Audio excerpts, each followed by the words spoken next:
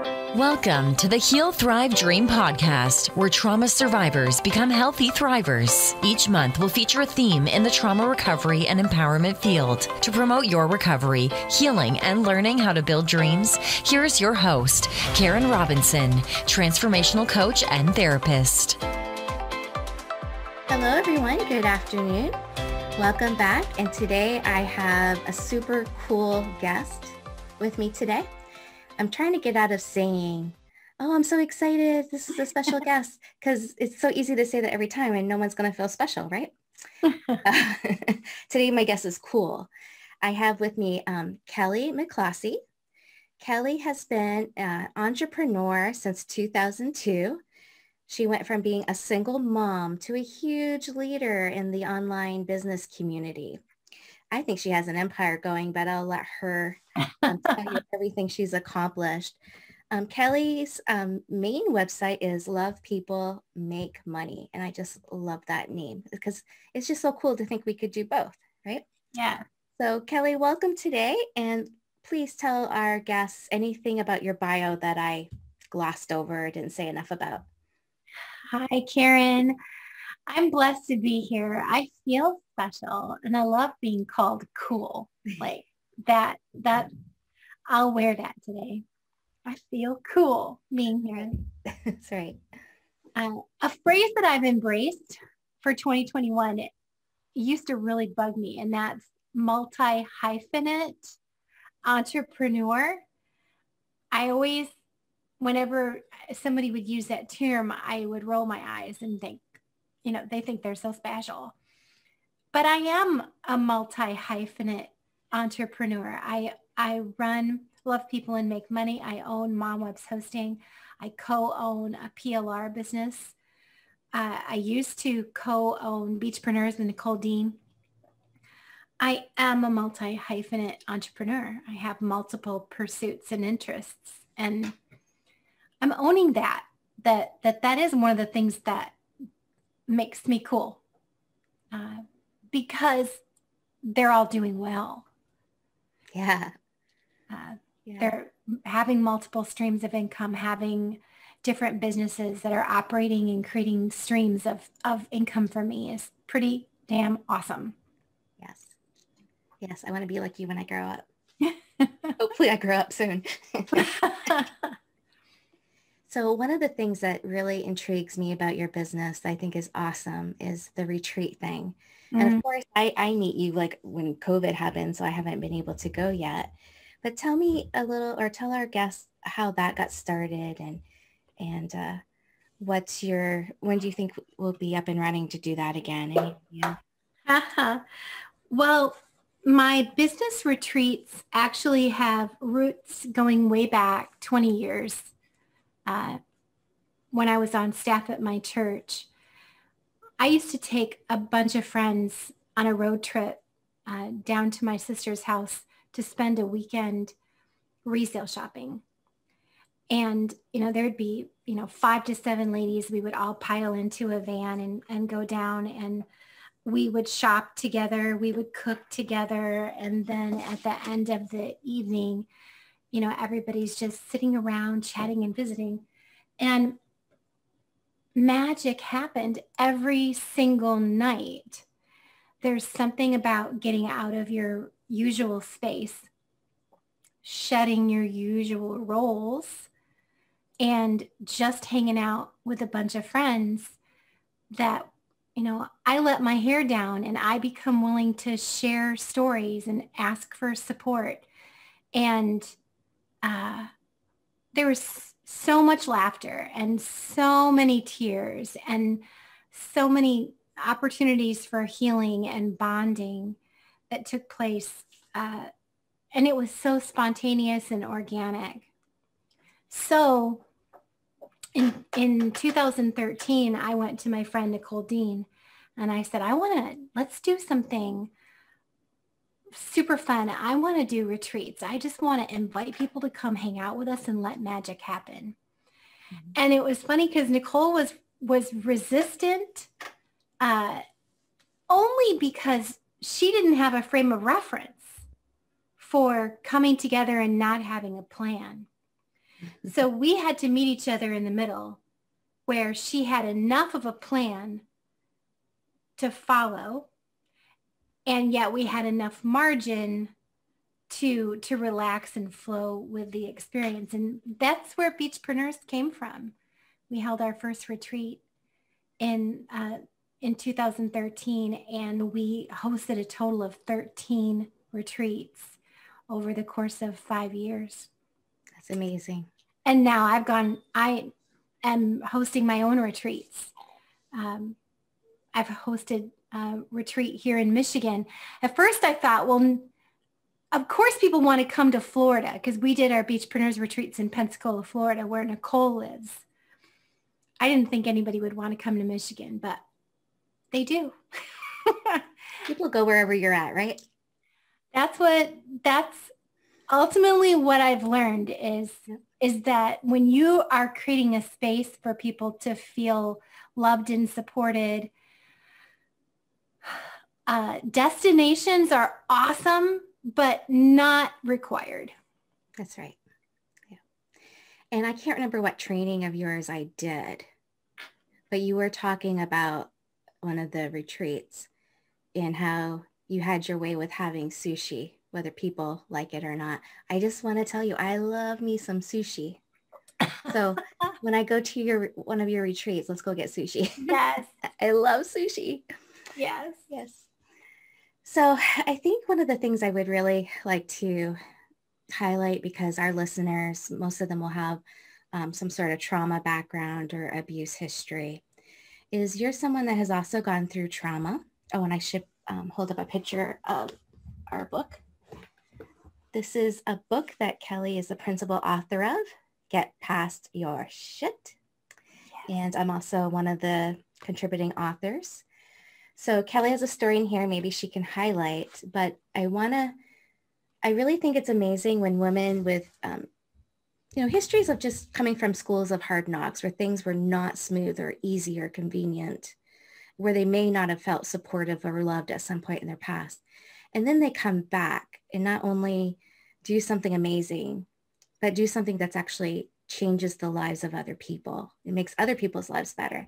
So how the hell did you get from being a survivor to a thriver? Like, how did you do that? It was easy, right?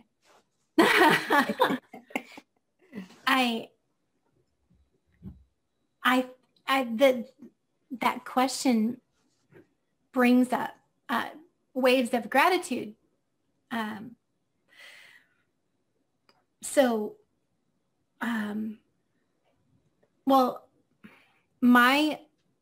adopted. My birth mother was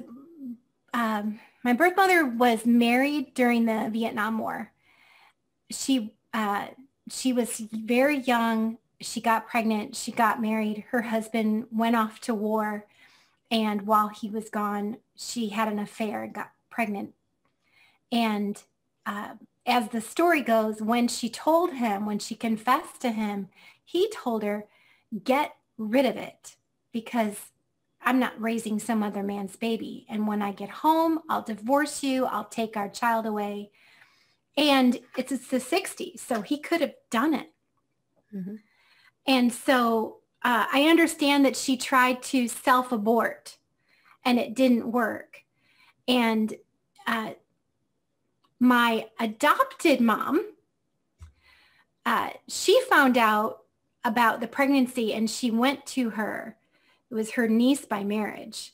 She went to her and said, come hang out, come stay with us, have the baby. And if it's a girl, I want to adopt it. If it's a boy, we'll help you find a family. And boy, she sounds awesome, doesn't she? Just hearing that part of the story. If we only tell that little snapshot of the story. And the truth is, I'm just thinking about, like, when we look at that snapshot of the story, she is my salvation. Because who knows, my birth mother could have pursued an official abortion and I never would have made it to this place. So that's what happened. And that's how I came to be adopted by a woman who was deeply broken, a horrible abuser, an alcoholic, a narcissist. I ended up with a mother who beat me as a child, who emotionally abused me as a teenager and a young woman, who never, I don't ever remember even one time feeling safe and nurtured in my home. I only ever remember feeling completely on guard and in search of escape. So I did escape when I was 16. I did escape. I sometimes wish that would be the end of the story, but I kept going back and volunteering for more abuse as a young woman. I don't know if I would put it that way. Going back and volunteering for abuse? Well, it's not like it ever surprised me when it happened, you know? Well, you're still a young, like your frontal lobe was still growing. Yeah. You know, and it's all you knew at that point. That was the only family you had. Yeah.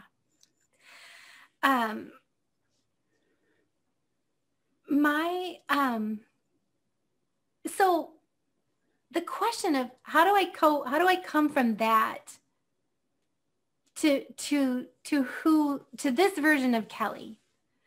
When I left my home at 16, I was so badly broken and hurt. I lived behind multiple walls, you know. It wasn't just one wall. It was lots of walls. I was so buried behind defense mechanisms and coping strategies that worked for a small child and a teenager that carried into adulthood, only created dysfunction. I had a really hard time entering into relationships. I didn't trust anyone. I didn't believe that I was wanted. Mm-hmm. And so I just walked around in life deflecting love and relationships for such a freaking long time. And just like closing that and then opening my eyes to today. I'm 54 and I have loving relationships everywhere I look.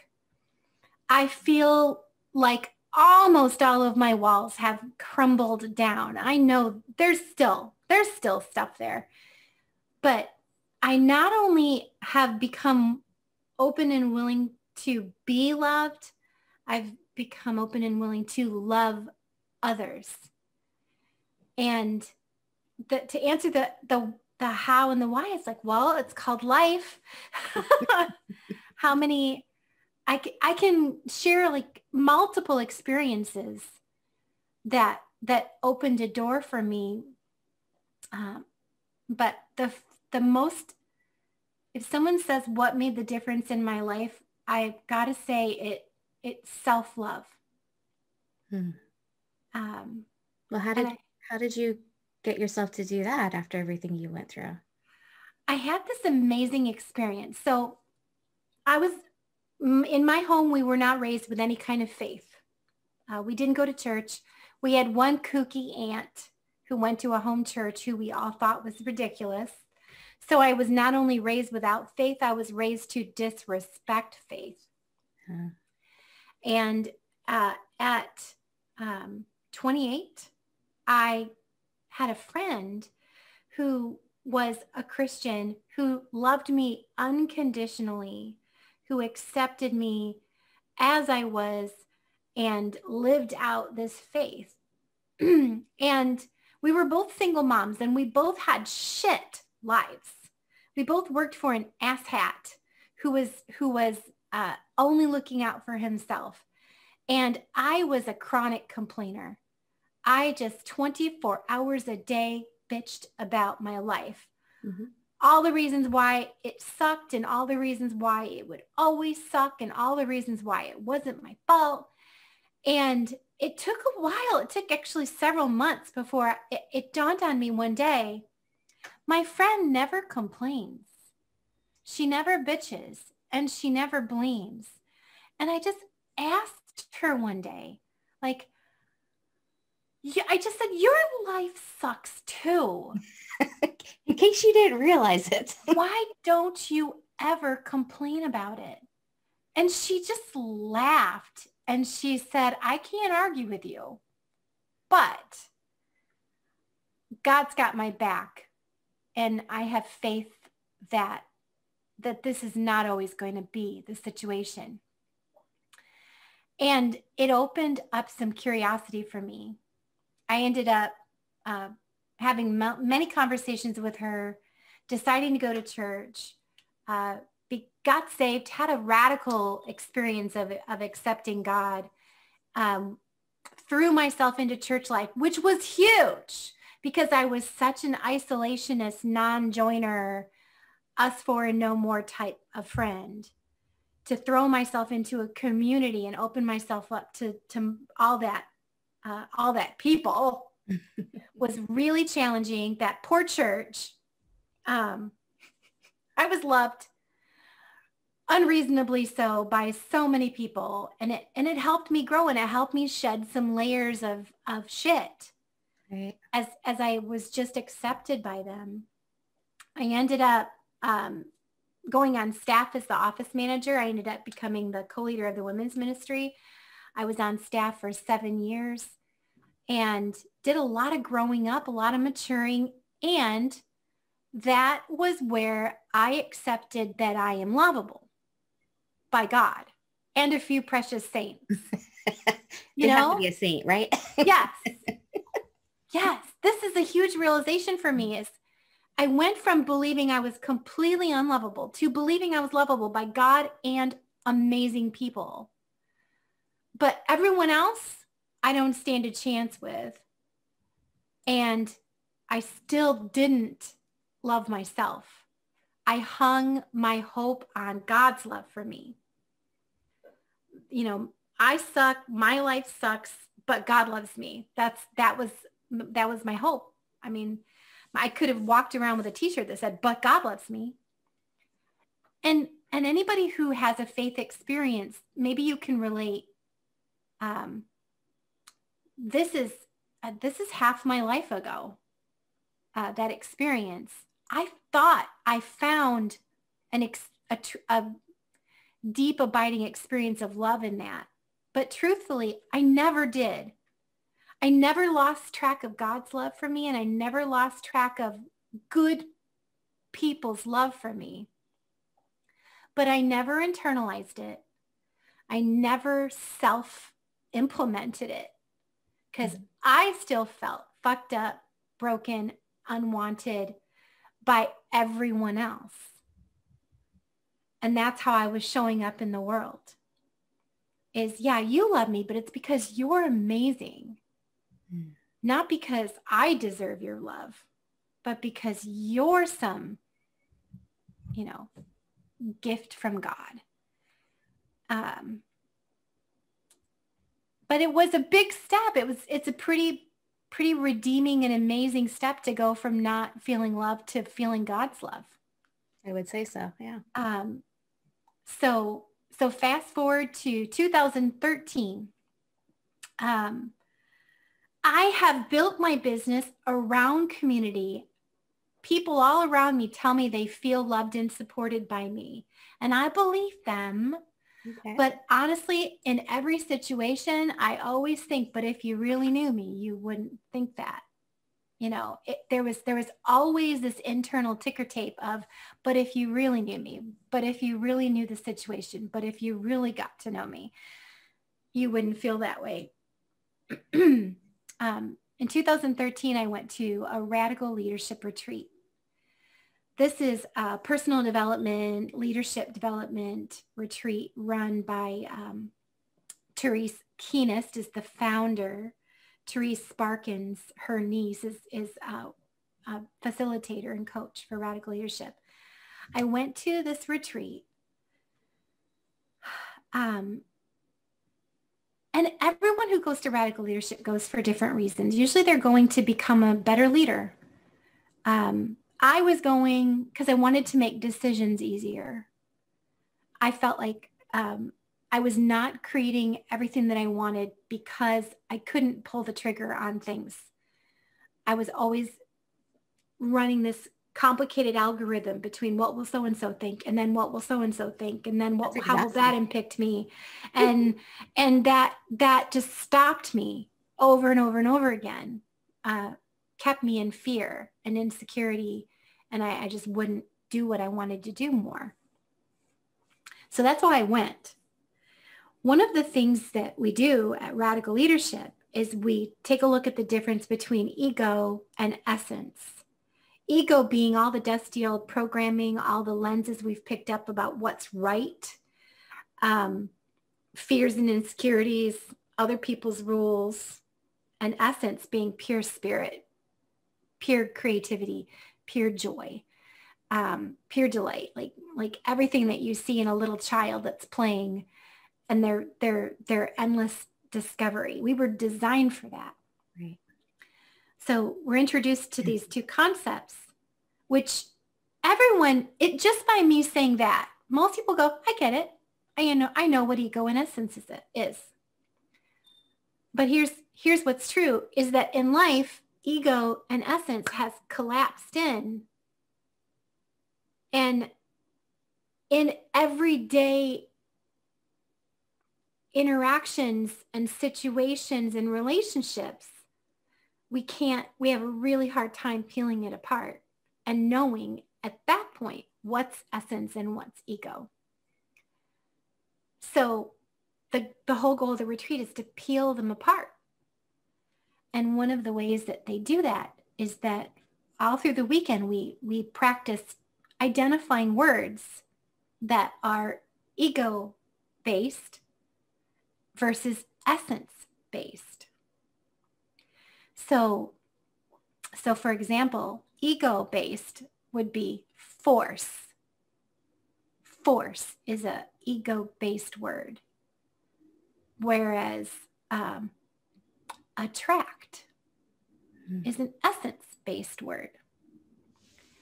We do this all weekend until we have these giant clipboard pages all over the walls with hundreds of words written on them. And need being an ego-driven word, want being an essence-based word, push being an ego-driven word. We can just go on and on and on. It's the funnest thing ever, especially when you've got a group of people pinging off of each other. And so about halfway through the retreat, I'm sitting there in the room.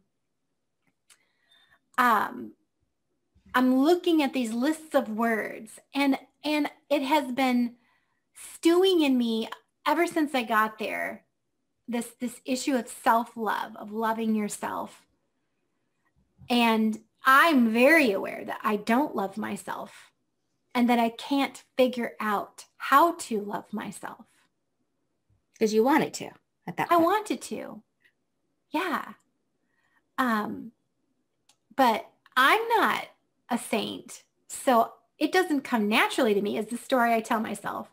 So if I'm going to love myself, there has to be a good reason. Becomes the mathematical equation. Was I good all day? I can love that, Kelly. Did I lose my temper? I can't love that, Kelly. Mm. You know, it was just a constant mathematical equation that I could not make equal self-love. Because you almost had to be perfect. Yeah. To get there. Yeah. So I'm looking at these lists of words, Karen. And I'm looking at the ego words. And I'm looking at the essence words. Love, grace, mercy, joy, peace. I'm looking at the ego word, judge, force, push, demand. I'm looking at these word lists. And a shift started to happen. And something pinged, and I started to like unravel. Like imagine somebody taking a knife to a spool of thread, and all the thread goes. Like I felt like something just sliced through, and I started to unravel, and I can hardly contain myself sitting there quietly in my chair, that the reason I can't love myself is because I live over here in ego. I'm trying to, in ego, love myself. And in ego, you can't. Right. It's really hard. You can't. Anyone who thinks they can is bullshitting themselves. That's right. Because at any point, you're going to fuck up. Meanwhile, over here, in essence, there is only love. There is only ease and acceptance and peace and grace and mercy. That's all there is. And there ain't a goddamn thing I could ever do to deserve it. It just exists. And I can keep playing the ego game, or I can give it up and just be. I just felt like this huge bricks come off. I'm sitting there in the room, and my facilitator, all this conversation is flying around me, and my facilitator just stops and says, "Kelly, what's going on over there?" I just got tears running down my face, and I'm like, I can just love myself. Like, in essence, by just leaning over into essence, math is not required. Mm-mm. There's no worthiness.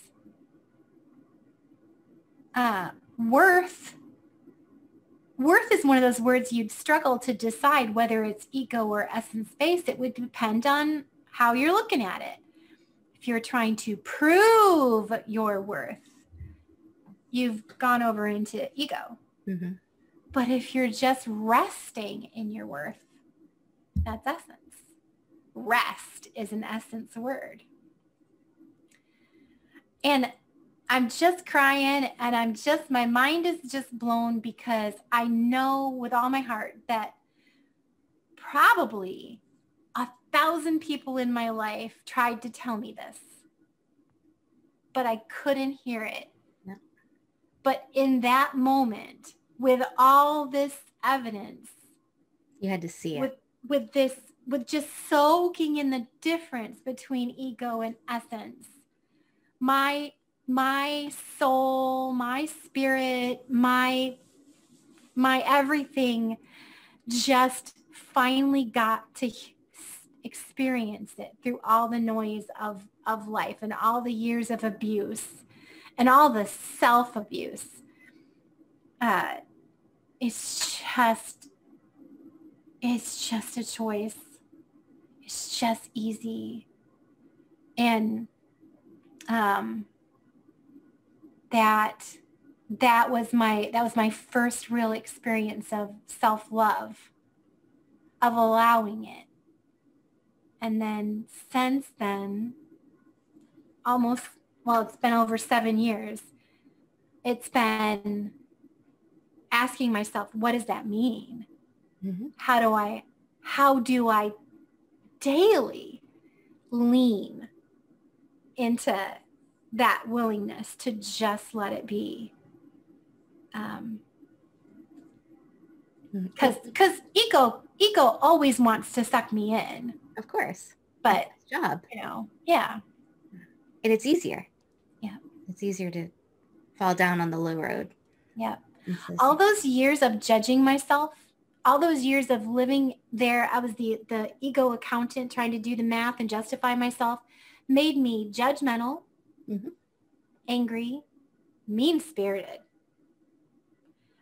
Anybody who had even a similarity to my own shit, I hated them. So critical and judgmental of other people. So that was one of the ways that I practiced radical self-love, is to stop practicing radical judgment. Right. And that has been a huge practice. It was day by day, moment by moment, owning, oh, there's another judgment I now choose to let go of.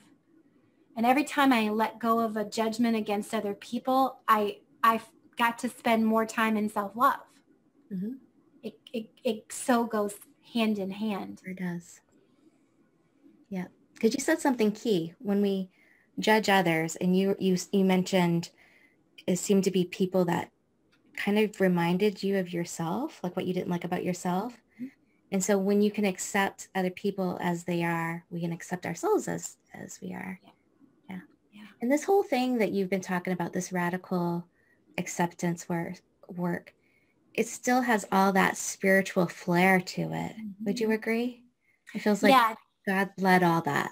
Therese Keenis absolutely believes that her work is God inspired. Okay, good. It means a great deal to her. That even though if you go to a radical leadership retreat, it doesn't feel like a Christian event. There's no Bibles. There are no scripture verses. It's a professional development asset. And so every person, whether they're atheist or faith-based or embrace another faith, there is no conflict. Right. It's ecumenical. It crosses all the lines. Well, it's true grace. True acceptance is come as you are, all of you. Yeah. But Therese Keenis, in our personal conversations, her faith and her belief that that God gave her this to share with the world is a firm conviction. Awesome. I feel that way about my work too. And I think you could probably say the same for you. I mean, one of your businesses has the word faith in it, doesn't it? Your white label. Yeah, Daily Faith PLR is a biblical. We create PLR content it's Bible based. It's unapologetically Christian in nature, and our focus is to create content that spreads God's love, grace, and mercy. And that is it. Every once in a while, we get people who reach out to us and say, hey, can I have something about, conviction of sin? Can I have something about, God's wrath on the earth? And it's like, no. Just open up your Old Testament. No, that's not what we do here. Yeah. I have a question. So a lot of trauma survivors, there seems to be two camps, right? One camp is God is my faith, my source of comfort. He gets me through. And then the other side has been abused by people in the church and wounded and may have some anger with God, like some moral injury. Do you have any suggestions for people who feel that way? I know that's an easy, small question. It's a great question. So I got to be really honest. That having been on staff at a church, having been part of an amazing church, they loved me. They raised me up. Churches can be really toxic and really damaging to human beings when ego runs the show. That's right. And I am so blessed. I look back, even there were times, I mean, I worked directly with my pastor every single day. And there were days that, like, there's one day I had to leave because I was going to swear at him and throw something. I thought you were going to say stab. So yeah, we could make each other so crazy sometimes, just our personalities. But at the end of that day, that man was driven by love, not ego. And so our church was a healing space. And still, even in what I consider to be an exceptional church, there were people who experienced damage there. There are people who were judged and shamed and excluded. And there's an old saying, there's a churchy saying that has an ounce of essence in it, and then the rest of it is ego bullshit. But if you're letting someone else stand between you and God, who's closer? Now, do you hear me when I say there's an ounce of essence in it, but 99% ego bullshit? Like, to suggest that the person who harmed you is closer to God really sucks. And yet, if you're letting them stand between you and God, what the hell? Like, stop letting any human being, no matter what they did, stop letting them stand between you and God. First of all, it just falls apart in reality because God's not out there. God's in here. He's your essence. Yeah. So, but me letting someone else stand in the way of re-embracing my faith is me pushing God out there beyond and putting my pain in between us. And that's not his desire for us at all. It's our made up perception that he's separate and that it's someone else's fault. That's our made up crap. Yeah.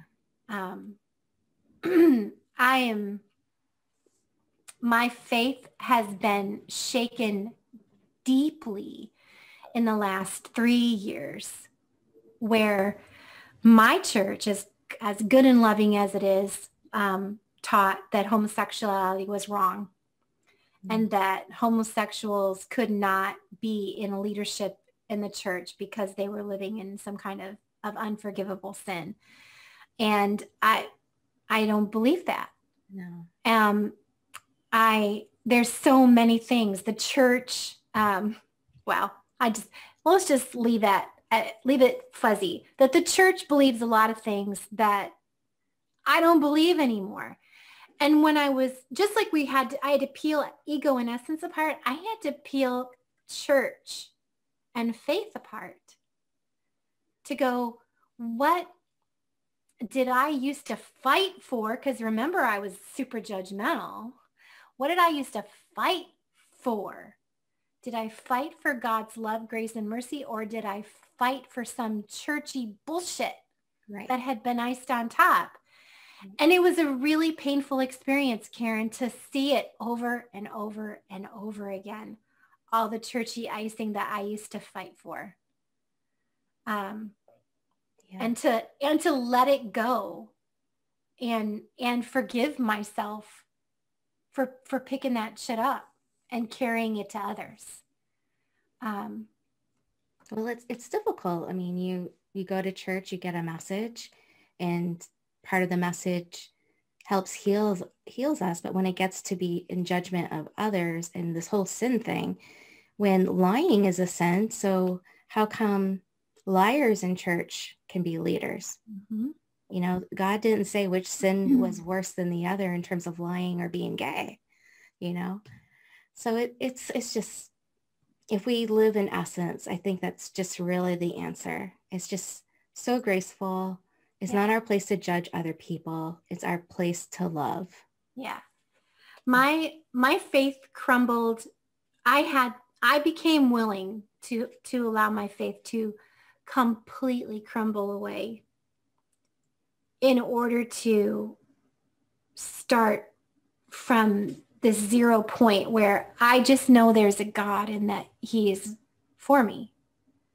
I believe I'm created, and I believe I have a purpose. And then where do I want to rebuild from there? And as a Christian, there's a lot of pieces I did not pick back up again. Mm-hmm. But the pieces that I did pick back up, my favorite is it is finished. You know, that if it is true that Jesus came as God, came as Emmanuel, and died and paid the price for all our sins, when it was all said and done, he said it's finished. Yes. I'm just going to hold on to that little nugget. Absolutely. And let all the other sin-shaming bullshit go. Yeah. Yeah. Especially if we already know that perfection doesn't exist and we sin basically every time we breathe. We're always going to have a negative thought. Yep. There's always going to be an untruth. Yep. You know, just living in grace is just beautiful. So Kelly, we have to wrap up. It's getting late, and I think we could talk all day and all night. So one of my questions I like to end with, I think like reading and learning and studying is so huge for survivors who want to thrive. And so I would kind of like to know, like, what are you currently reading and why are you reading it? I just finished reading a book. It's one of the shortest reads. It's a great experience as an audiobook. The name of the book is Love Yourself Like Your Life Depended on It. Mm-hmm. By Kamal Ravikant. He is an entrepreneur. I heard him interviewed on a podcast a year or so ago, and I meant to get the book, and then I forgot. And then I just ran into him in a clubhouse room just this last week, and I'm like, oh my gosh, that book. I always wanted to read that book, so I went and got it. Hearing another person's experience with leaning into radical self-love, love yourself like your life depends on it. It is amazing. I've heard of it. Beautiful and raw. It is not your usual trite self-help stuff. This is one man's real journey to discovering self-love, falling away from it, and rediscovering it. And it's the timing is really perfect for you to put that on my podcast. After yeah, what you just said, it's pretty awesome. There's another book I think you would enjoy, Kelly. It's called Self-Compassion. Yeah. By Dr. Kristen Neff. I know you have self-compassion, but I just think it's a really nice, especially audio. Her voice is really soothing. And, you know, on a hard day where you do start to beat yourself up, it's a really nice read. And I have this client who is struggling with a sexual addiction, and he hates himself. And so this is one of the books I recommend he get. And he had the thought, and I knew he would, well, this is going to be bullshit. I'm not going to like it. And so today I asked him how he liked it. I go, wait. What was your first thought? He goes, this is going to be bullshit. I said, okay, so what was your experience? He goes, you know, it was really kind of nice hearing how I should have more compassion for myself. I believed her. So anyway. I just added it. I had an Audible credit. Oh, it's so good. You know, the fun place coming in this last year, I had this really woo-woo experience with a friend where she guided me to embrace my young self. This young Kelly that never felt safe, to just imagine comforting her. Yes. That was a really powerful step. It really has led me on a journey. and I've heard it over and over again it just keeps echoing around on podcasts and conversations, this idea of having love and appreciation for yourself.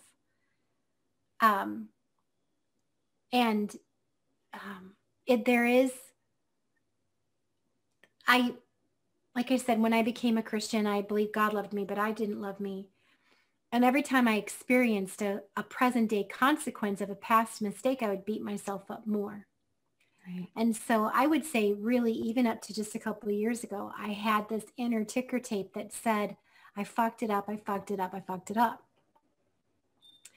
And there's been a beautiful shift in that into, I survived. Yes. You know, there's versions of Kelly that were so broken and so shut off, and yet she got me here. Mm-hmm. Like, why did I ever want to shame myself? I got me here. Like that. And now when ego runs some old story of, oh, look, you fucked that up, that's why you're having this problem today. It's like there's this quick shift where I just go, oh, but even so, I made it. That's right. That fucked up version of me got through another day. Like, I mean, all the fucked up versions of Kelly could have ended my life at any time through some foolhardy stupidity. Mm-hmm. I'm kind of glad I'm here. Me too. So. All right. So it was such a pleasure having you. Thank you, Karen. You have so many morsels of golden nuggets to give people. It was a pleasure having you. We might need to have you back again at some point because there's so much to your story even. And I know you just gave pieces of it today. So thank you again. Thank you, Karen. I'm so glad you're stepping up to do this podcast and share what you've got with the world. I am so excited. I'm so excited. I have lots of plans and I'll share with you sometime. Okay. All right. Thank you, Kelly, again. Thank you for listening in today. Please join us next week, same day and time. Also, I would love for you to check out my website, healthrivedream.com.